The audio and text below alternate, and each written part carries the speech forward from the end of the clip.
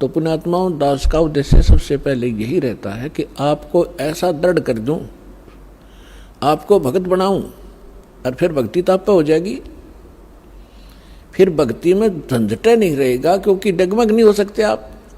और यथार्थ मंत्र 100 प्रमाण देकर आपको सिद्ध कर देगा दास कि इस भक्ति और साधना, इस भगवान के अतिरिक्त और ना कोई भगवान है, और ना कोई और साधना है, और ना ही इसके अतिरिक्त पृथ्वी पर कोई ज्ञान है। अब परमात्मा को पहचानने के लिए हमने कुछ आधार मानना होता है। जिन सदग्रंथों को हम सत्य माना करते थे, हमारे पवित्र वेद, पवित्र श्रीमद् भगवद गीता, पवित्र पुराण,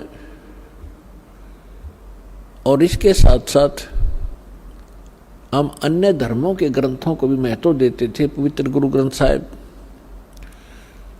पवित्र कुरान, पवित्र बाइबल। तो पूरे मानव समाज को ये 4, 5, 7 जो सदग्रंथ हैं, इन सभी पूरा विश्व आ जाता है जो इन पर आधारित है। और ये सदग्रंथ हमें क्या ज्ञान देते हैं,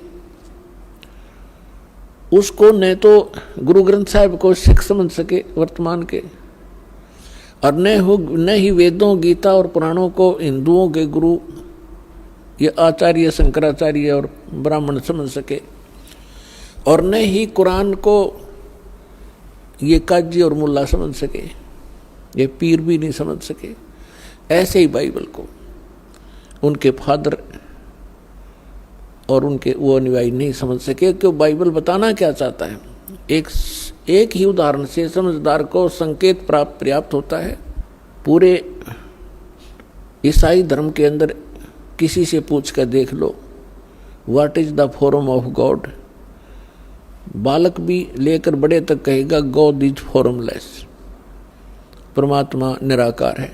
और पवित्र बाइबल के प्रथम ही अध्याय में, चैप्टर में, उस क्रिएशन के अंदर स्पष्ट लिखा हुआ है कि परमात्मा ने 6 दिन में सृष्टि रच दी सारी, और 7वें दिन विश्राम किया। तो परमात्मा ने 6ठे दिन कहा, और बाकी रचना करके 6ठे दिन कहा कि मैं मनुष्य की रचना करूंगा। पशु पक्षी पहले रच दिए, पेड़ पौधे रच दिए, फिर कहा कि मैं मनुष्य को अपने अनुसार, अपने स्वरूप के अनुसार रचूंगा।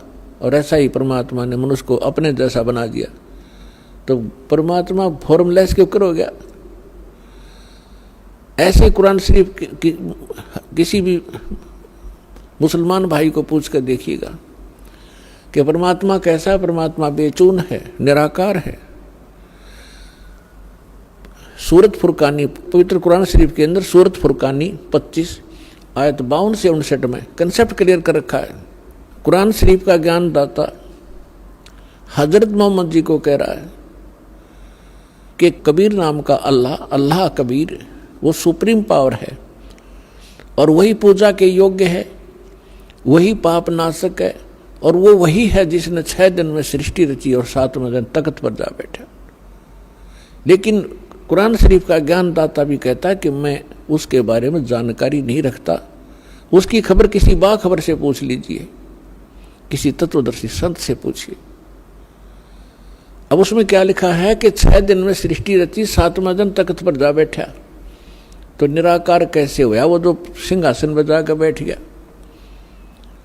इसी प्रकार हमारे हिंदू धर्म के गुरु किसी से पूछकर देखिए, श्री राम कृष्ण को वो साकार भगवान मानते थे, और लास्ट में कहते थे वो भगवान तो निराकार है, वो तो निर्गुण है, और वही फिर साकार में आता है तो राम और कृष्ण बन जाता है।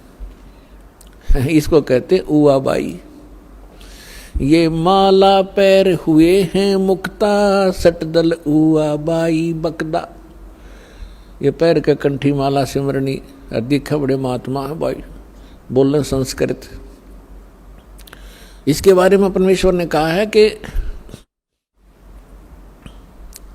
कंठी माला सुमरनी, पैरे से क्या हो, ऊपर ढूंढा साध का तन अंतर रख्या खो।